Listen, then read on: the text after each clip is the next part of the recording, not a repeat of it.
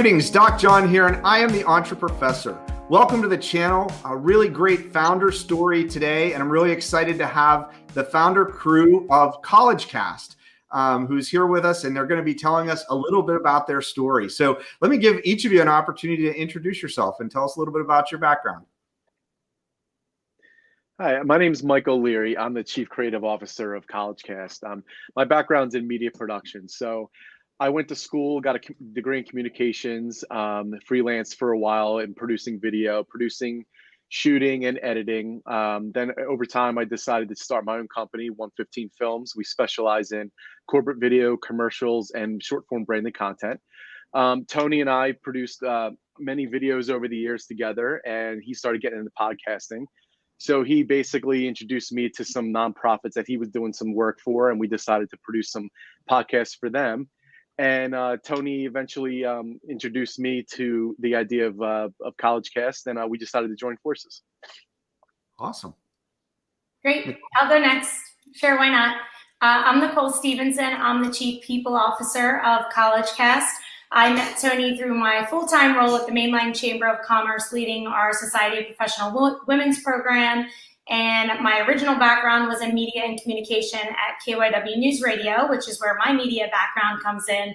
But my job is always focused pretty heavily on the marketing and communications and the people piece, which is where I come in. So I'm just really excited. I do a lot of volunteer work with youth organizations like Girl Spark and Big Brothers Big Sisters. So the idea of mentorship with students and pulling in my old background of media and helping them on their communications journey really appealed to me. And I was really excited about helping them to get these internships that seemed to be disappearing when the pandemic came. So we'll talk a little bit more about that later, but that's where I come in. So go ahead, Tony. Yeah, I'm Tony Lopes. I'm an attorney by day and a podcaster by night and weekend. And I was adjuncting at Temple University throughout the pandemic. And when we started to recognize this apprehension, concern in students about what their outcomes were going to be post-graduation or with their internships dwindling, the three of us got together and put our heads together thinking about creative solutions that we could present to college students. We started talking a little bit about podcasting. I had been doing it roughly ballpark about a year and a half at the time that we started. We've been at CollegeCast for well over a year. And we started to look at that as an opportunity to empower student voices. And that's why we came together to form CollegeCast. That's great. So in the kind of the 30-second elevator pitch, what is CollegeCast and who's it for?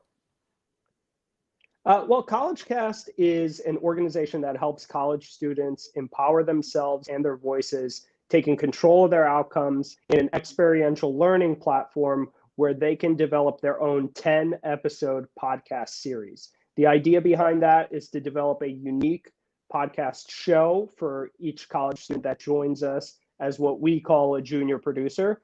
And they learn everything cradle to grave in terms of content marketing and content creation, the entire process. So development, pre-production of their show, how to prospect guests, to prepare interviews, which we strategically think is the best approach.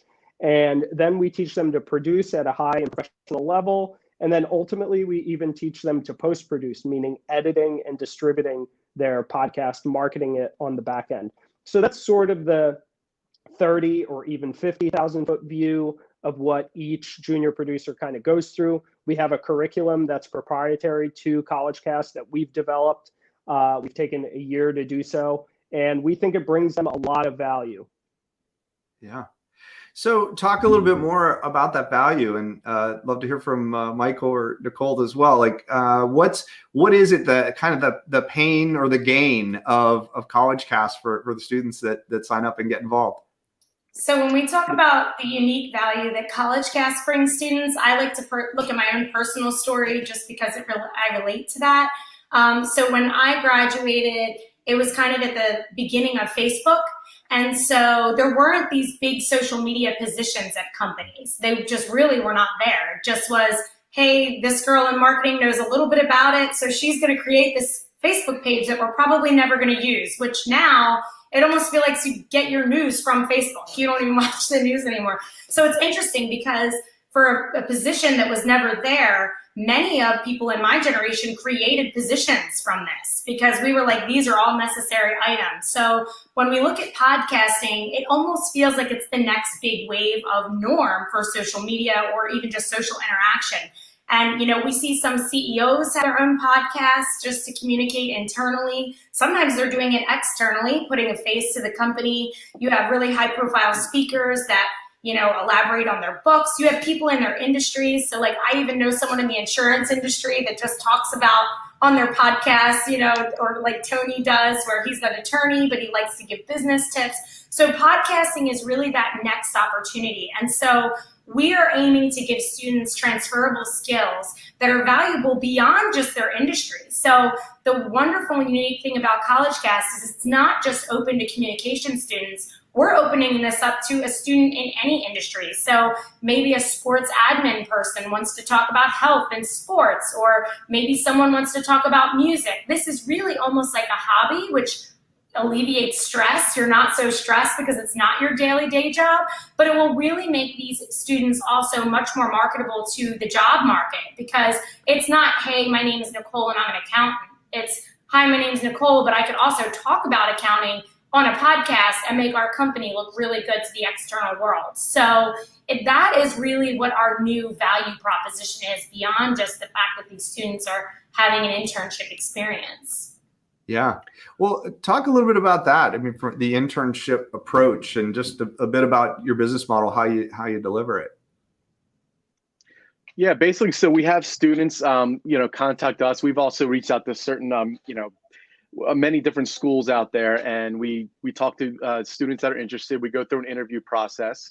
We kind of get a feel for the student, what direction they might be looking to go, what kind of background experience they actually have in production, because I would say, I think 75% of our students right now at the moment don't have any experience in any kind of media production. So what we do is we take them through the interview process, and we see if they're a good match and a good fit for everyone involved.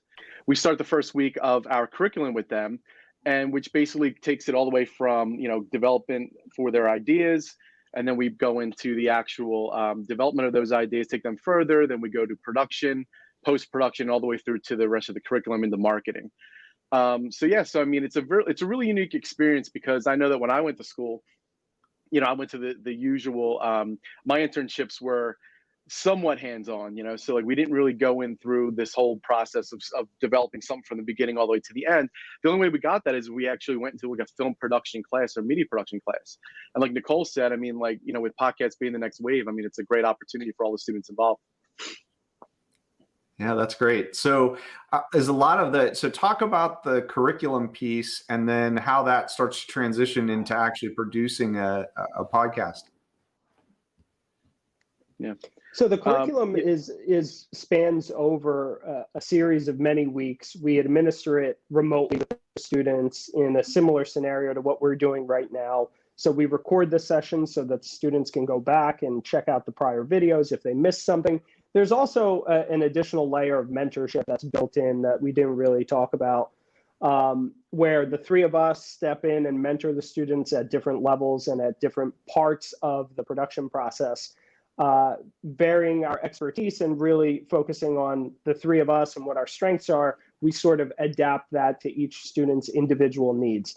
So it's not just the curriculum. They're never on their own. They always have somebody or a team of people that they can go to. There's also peer mentoring, which we strongly encourage within the system. And we try to get the students engaged with each other and helping each other out also with their own strengths. Even though what Mike said is very true, 75% of our pilot students right now in our pilot program, 75% of them had little or no actual production experience, meaning had never edited on an editing suite of software, had never shot a professional production using cameras, microphones, mixer, had never done a lot of these steps. But what we found is each student really has or develops quickly in certain categories and in certain particular areas of strengths that are unique to that student. So we need to be flexible as mentors and as sort of guides or Sherpas for their podcasting experience, and help each student overcome the challenges, their weaknesses. So we've done a fairly good job of that, we think, in the pilot program, and we've had pretty good feedback from the students that are in our program currently, and we're really excited to see the shows that they produce. That's great. Could you share some examples, some of the students that have come through, like some of the ideas or the themes that they've brought to a podcast? Yeah, we currently have a student that is specializing their shows about law. And we also have someone that's just producing a show about cryptocurrency, sports, and as well as females in media today. Yeah, that's great. And it sounds like you've had quite a number go through the program. Do you have any that have gone live, and what kind of followings have you seen with these students? We have not gone live yet. We still have our students in production. We started with them actually this summer, so we're hoping, we have a couple in the bank, so I think they're starting to gear up and get ready to release in the next few weeks or so. We're hoping. We really like to set expectations for our students, like we're still learning as we go too, and we're really using these students to teach us our lessons along the way of what we've done well and what we could do better, which has been really helpful. And the students that we have are very committed. So when we set deadlines for them, they're making them, they're achieving them, and then they're also asking us a lot of really great questions along the way. We meet with them weekly. And so when they're getting these things together and they're putting all of them, we like to make sure that while Tony had mentioned earlier that we want 10 episodes in a season, we need to have 3 episodes in the bank. And the reason for that is because life happens, right? And things come up. So we don't want, from my perspective, especially as the marketing person, we need to have consistency. And most of the podcast shows from professional platforms are done at a consistent basis where your favorite podcast airs its first episode on Tuesday at 10 a.m. every single week, or the third Sunday of every month, or whatever their target date and time is. So we want to set that expectation for our students from the beginning to say, these are the things you need to have in place, which is part of our curriculum. And so they know very well that we're not going to start airing these until they have a nice amount in the bank so that they're able to be consistent when they do roll out. So we're hoping that when they air, they will have a specific date and time, and all of our social media will be connected, and it will be a campaign, and we will say, every Thursday is this podcast, every Tuesday is this podcast. And then once it really gets rolling, we may already be on the second classes of the next set of students, and then everything will just keep rolling out at different dates and times, and it will be cohesive. Great. That's great. Yeah. And real quick to add to that, if you don't mind, John, I was going to say that with that said, what Nicole's saying about that, making sure they have 3 in the can, there's also the fact that we don't let them really get away with any kind of, any subpar quality in the episode. So we kind of go through that with all of a fine tooth comb and make sure that, if we hear like a slight, anything that's in the audio that's not supposed to be there, or any kind of visual, mistake or anything along those lines, we make sure that everything is perfect from start to finish. So they have to also buffer in that extra time for quality control. Yeah. So during COVID, have these students been able to come to a studio to record, or are they recording in their homes? And what are the dynamics of COVID in all this? Yeah, so we do have a studio based in Manayunk that the students can come to use. If they do come to the studio in Manayunk, at least one of us is present, maybe 2. We do follow the production industry's standards and protocols for COVID safety. So we all wear masks, we wipe everything down. They're actually in sort of an enclosed room with the microphone and their own computer, for example, so that they can conduct their podcast. And one of us is usually external to that room in sort of a common area with a mixer, with equipment, so that we can kind of monitor what's going on. And we use that to logistically overcome those challenges. We also make sure that the students are scheduled far enough apart so that they're never sort of crossing paths with each other. There's only one student in the studio at any one given time under normal circumstances. And our studio space is it's not catastrophically large, but it's large enough that we can make sure that we're following social distancing and safety protocols. Right. That's great. So tell me a little bit about the operations of the business, just the kind of behind the scenes, what it's taken to kind of get it off the ground, and maybe what challenges you faced along the way. Sure. Operationally, we started this, as I said, a bit over a year ago, and we knew from the very beginning that this was going to be a big project, a big undertaking. We knew that we needed to get to a phase where we had sort of a minimum viable product, if you will, that we could present. Meaning in our particular case that our curriculum had to be tight enough that it was ready to be presented to students. That actually may have gone a bit beyond minimum viable product. Quite frankly, we were probably striving a little bit closer to perfection on that. So we spent the majority of the first year, if not the entirety of the first year, as a formal organization, meaning we had our LLC, we were all set up, we were a company. We spent that first year throughout the pandemic meeting once a week, one night a week for about an hour to 2 hours, sometimes many nights a week, sometimes multiple hours, depending on what we were working on, to get this off the ground. And we spent a lot of time sort of internally A/B testing, talking to prospective students, seeing what they thought of, incremental pieces of the puzzle, and putting together and looking also towards, okay, how do we scale this thing going forward? What are we looking to do from a scalability perspective? That includes a little bit of the secret sauce that we've worked on. So we might not share too many of those details right now because we're still kind of figuring out all of the nuts and bolts. But there have certainly been moments even before we got into our pilot program where we felt the need to reconsider certain things and pivot. So we've tested our theories. Some of them were correct, some of them were incorrect, as is normal with the startup. But as Nicole pointed out, we spend a good bit of time on refocusing our efforts on making sure that we're being transparent with each other and with the students, having tough conversations when tough conversations need to be had.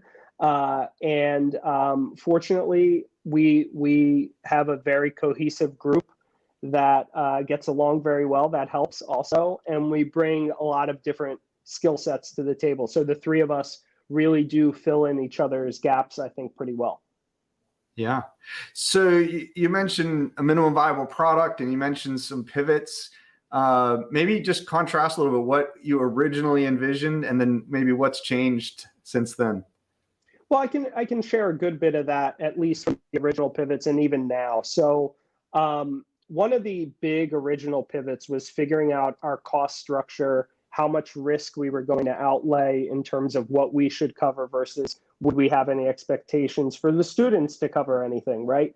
And initially, I think our very first model included some rental fees to the students. And, we do use top of the line, the highest grade microphones you can use for a podcast. We use the Shure SM7B. We use Rodecaster Pro. We use top of the line equipment for the students to really get the best out of their experience and also to produce the best possible product for themselves, the best possible end product, the podcast itself. So initially we were looking at, I think a little foolhardily, maybe mostly on my part, but we were looking at, okay, what are fair market values if you were going to rent this equipment and rent this studio space? And needless to say, those fair market values would be way out of reach for most students. And we, initially we were looking at that and we were kind of budgeting things out and saying, this is what we could potentially charge and whether or not that would be an additional stream of revenue. And then we took a step back and said, that doesn't fit with our why, with our core values. And so we took even another step back further and said, okay, well, now that raises a new point. Let's take a look at what those core values are. And that's when we actually came up with our slogan, which is Empower Student Voices.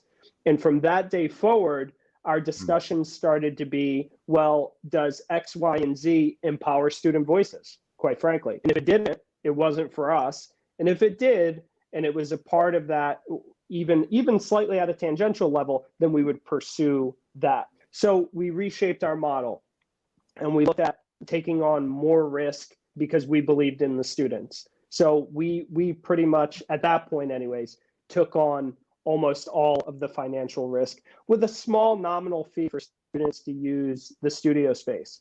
And pretty nominal. But even then, we found that some students were apprehensive about even a small fee for using the studio space, and that again might not align big picture further down the line with what we're trying to do, which is really empower more so disadvantaged students than those that already have opportunities. Certainly we'd have those discussions, but we were looking for the cream of the crop from disadvantaged backgrounds and how we could help them to excel. And so we've had a little bit of a pivot there. And even now, when we're starting to talk to some bigger universities, big shout out to Temple. That was one of the first. Temple University was one of the first universities to sort of get involved with our program in some capacity. But now we're expanding. I think we're somewhere around the ballpark of 8 universities that we're already talking to and have built a relationship with. And we're continuing to grow. And now we're seeing that even that nominal fee may pose some hurdles. So now we're strategically looking at ways to either curb that cost, look for a sponsorship to curb that cost, look for something creative to completely eliminate any and all fees upfront for students, and just to make this more so again about the experience and the opportunity, rather than covering some of these costs. Yeah, that's great. Nicole, I'd be interested to hear your perspective. Tony started to hint at just the kind of the social impact aspect of this business. I'd love to hear more about that. Yeah, so just to kind of touch a little bit more on the challenging piece and why I will talk about the social is that from the media position of podcasting, obviously the most podcasts have advertisement. And it's hard to sell to companies that we need advertisers just for the sake of advertising to the college demographic, which obviously we think is huge to begin with, if we don't have the shows up yet. But it's kind of like the cart before the horse. And like, that's the biggest challenge is it's like, we know this is going to be big, but we need people to believe in it too. So for us, it's not advertised because you're going to get students buying your product as much as it is, do you want to empower the next generation, help us to fund their opportunity and fund those students, and then that will come eventually. But a lot of advertisers don't want to hear that. I mean, companies don't want to hear my ROI is coming later. So it has to be someone as passionate as we are. And so when we talk about a social campaign or what our mission is in terms of trying to market it, we were just discussing the big win that we just had another state come in as a school. And now we're not only in Pennsylvania, but we're in Delaware. And so I thought, some of these schools, I mean, you might not think it's a risk for schools because we're helping their students, but a lot of these schools have to do a very specific thing. So even for the schools themselves, which is why Tony shouted out Temple, to come in and say, we would like you to do this with our students, they're trusting us with their precious cargo, right? Students live, sleep, eat, and breathe at those campuses. So we want to start a social campaign, just sharing who the universities are that are with us. Plus, their students can see that it's available because some of the universities are very sectional. So while one department might be pitching this to their students, another department may know nothing about it. So if we're tagging them on social, then the entire community is going to get involved because social is huge. And so for us, this podcasting platform, the more universities and the more states we have involved, the better, because our goal, big goal, is like, hey, we have students in California, and East Coast values and West Coast values and Midwest values are all very different. So if we're empowering student voices, we're not just empowering Philadelphia region, although I would like it to just, we're empowering everyone because we want all of those different backgrounds to come together, because eventually these students are going to come out and join our society and our businesses and make that impact in the world. And so it would be nice if we kind of knew what their passions were, interests were, ideas are, and how they're contributing. So when we say we're going to have this social campaign, we're going to be promoting all of their shows. We already have all the students interacting on our Instagram and sharing things. So it'll be a way for students to also connect with one another. So you'll have students on one side of the country speaking to a student on this country. And so that's kind of what our goal is in terms of a social impact, is that we want to open the door for students to communicate across the country, not just in one little region. Great.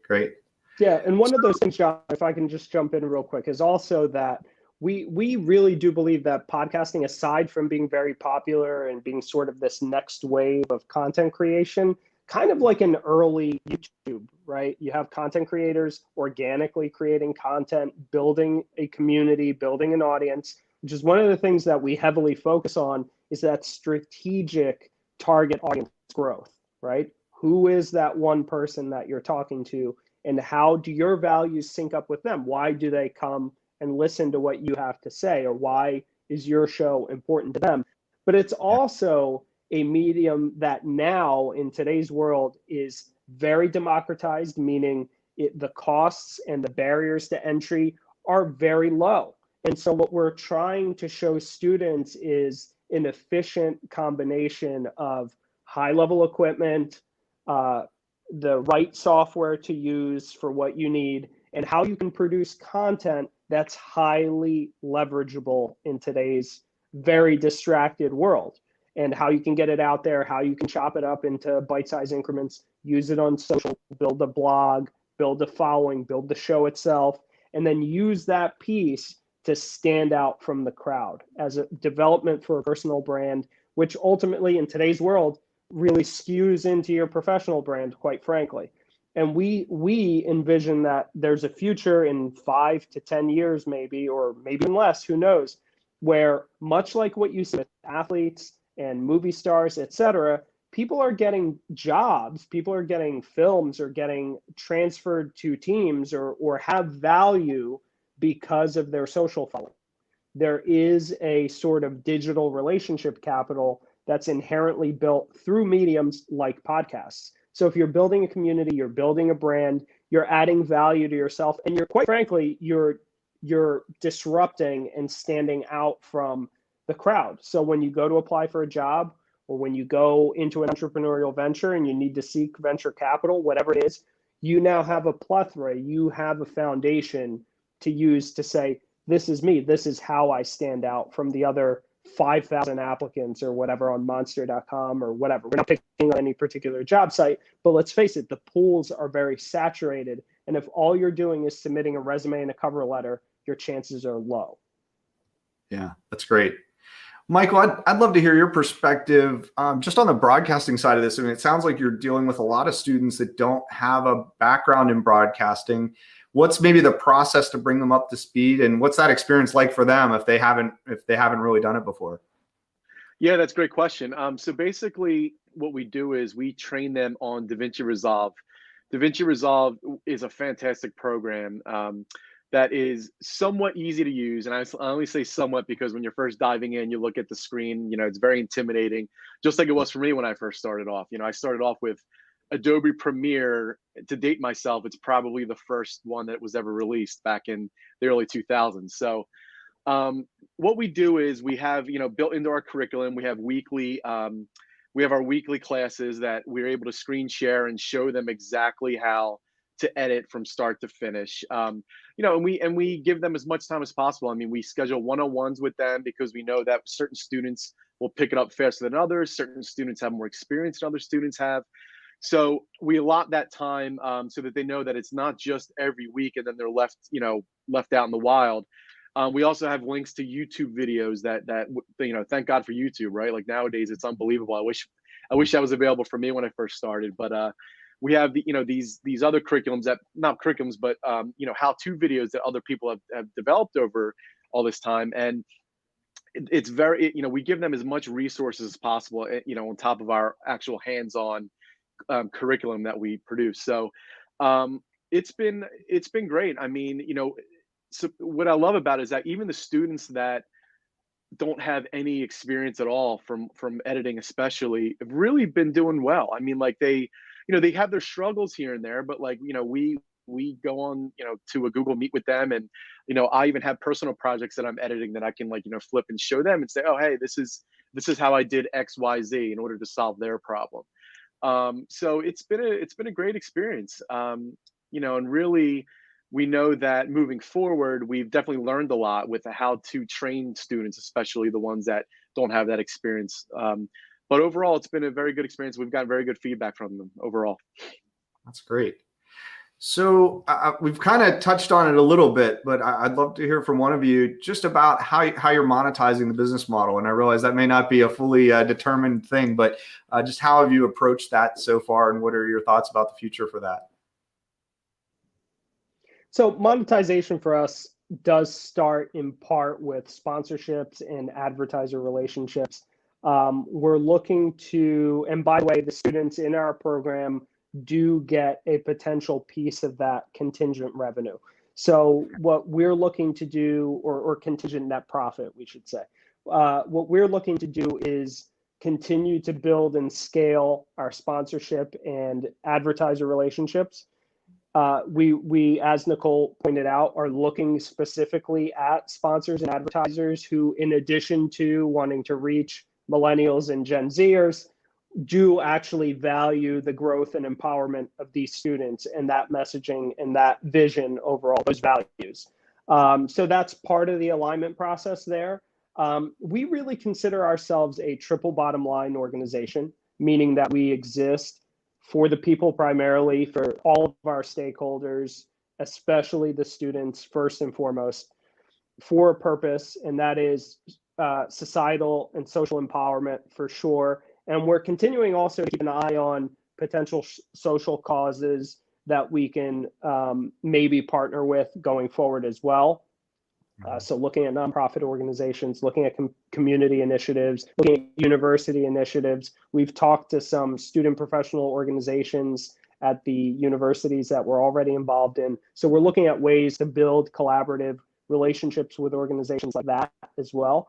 And then lastly, of course, the profit, but because we are a for-profit organization, but we look at profit from a equitable distribution kind of perspective. As we said, the students have the opportunity, and we encourage them to pursue those opportunities to make a contingent part of the net profits. And all that we really ask from them is that they put forth the good faith effort, sort of an 80%, 90%, if you will, of the heavy lifting of their own production, guided, mentored, supported by us, certainly, but they have to do the steps. They have to put in the hard work. If they do that, we have a formula built in that was present day one. It's been tweaked and pivoted a little bit here and there to make it more, in some cases, much more equitable for the students, but also fair for us as an organization because we're fronting all of the risk. And there is some financial risk associated with this, with each production. So that's what we're, big picture, that's our monetization structure. That's great. So I'll ask this next question two different ways. It's I would say it's just the how do listeners get involved, or how do viewers get involved? Maybe start with the sponsors. If someone was looking at CollegeCast and saying, I have a business, I want to really invest in future broadcasters, I want to invest in students who are bringing forth really important messages for society, how would they get involved with CollegeCast?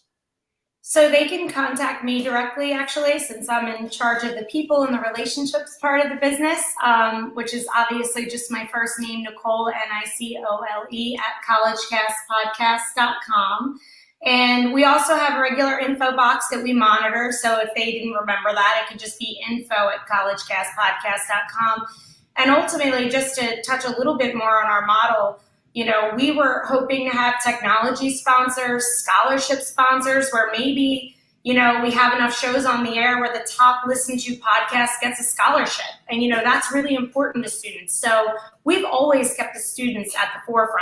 But ultimately, at the end of the day, we are a business, right? And as Tony or Mike explained earlier about how much this equipment costs, even hosting sites cost money. So we want to help students as best as we can, but we know that it's a very, valuable audience. I mean, young people have money to spend and they're ready to spend it, right? And so hoping that we can find that beautiful synergy of a sponsorship that not only wants to market to the student, but wants to help the student is going to be key here. And we even feel that universities that we partner with will have a huge advantage because we actually currently have a community college that is partnering with us. And maybe the students that go through this community college for maybe a 2-year program would like to transfer into a university that has a 4-year program and get that BA or that BS or whatever they're going to go for. So this could really be open to any individual that's looking to get in front of this young audience for whatever reason it's going to be. So for me, as the people officer, I'm not just looking for sponsors. I'm also looking for our community partners, as Tony said, nonprofits, or universities and colleges that are perhaps interested in those transfer students. I mean, I know a lot of students that I went to school with that transferred from other schools. So that's a real possibility there. So we don't want to limit ourselves to X product. We just want people that want to be involved with students in one way or another, whether that be supporting them financially, supporting their market decisions, supporting their investment decisions, whatever that's going to be. This is how they get involved. And you could easily contact me or Tony or Mike. I mean, all of us are here to support this business, but I am solely in charge of the relationships if people want to reach out to me directly. That's great. Yeah, and we'll include contact information for you and in the description here as well. So the other half of that question is, if a student is watching this and says, "Wow, this sounds really interesting. I'd like to get involved with this. I'd like to maybe do it as an internship or just a learning opportunity." What are some ways that they might get involved and get engaged? So the first thing I should say is the universities that we are in partnership with have all these listings on Handshake. So if your school has Handshake available, check out the listing there. And if you don't see us, you can reach out to me too and let me know and maybe introduce us to a certain department or a professor. Like I said, we're all open to those discussions right now. We also have social media platforms on Instagram, LinkedIn, Facebook, Twitter, TikTok. Like we're everywhere. So shout us out, send us a message. We will get it somehow or another. That info@collegecastpodcast.com address is really how we want our applications to come in. That's in our listing and Handshake as well. But we are open to talking to students no matter what. They can get a hold of all of us individually. What other ways? My goodness, there's so many ways they could probably reach out to us. We're hoping that they'll be listening to podcasts and commenting on those. But really right now, it's just all about word of mouth and getting it out there and having them apply. And it's not necessarily a 20-question form that they're filling out, although they can go to collegecastpodcast.com. And we do have a form section where if you fill out the general inquiry, it will come to that address and we'll be able to reply back and say, "Hey, we got your message," and then formally interview you. That's great. So last question, just looking ahead into the future, what do you envision as the future for CollegeCast if we look 3, 5, 10 years down the road? Yeah, I mean, we talked earlier about, being in the region that we're in now and how we're growing. We're looking at taking this nationally and then eventually internationally. It'd be awesome to see different perspectives from students and universities, not just in the United States and different regions, but also throughout. I mean, look at all the different cultures out in the world. So it would be amazing to see what those cultures bring to the table and the different kind of shows that they can produce. That's excellent. Well, it sounds like a great vision. Michael, Nicole, Tony, really appreciate you spending some time with us today. This was great. I'm excited to hear about your business and really look forward to seeing your success as you continue to grow. So thanks for being here. Thank you. Thank you. Appreciate it. And for everyone who's watching, thanks for tuning in to this episode of The Entreprofessor. As I say to all entrepreneurs everywhere, let's keep going.